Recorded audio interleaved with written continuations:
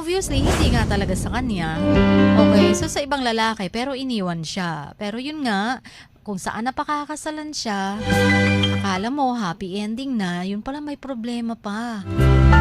Kung kayo ang nasa kalagayan nitong si Carlos, kayo ba, sige, total hindi kita mabibigyan ng anak, di yan na yung magiging anak ko. Ako aako niyan. Yun bang gagawin nyo dahil sobra nyong mahal?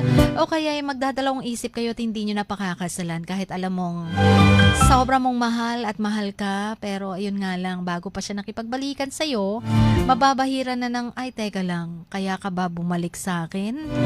Dahil nabuntis ka at iniwang ka? So, hindi mo na alam kung mahal ka ba talaga kaya ka binalikan o binalikan ka dahil walang sasalo sa kanyang kahihiyan.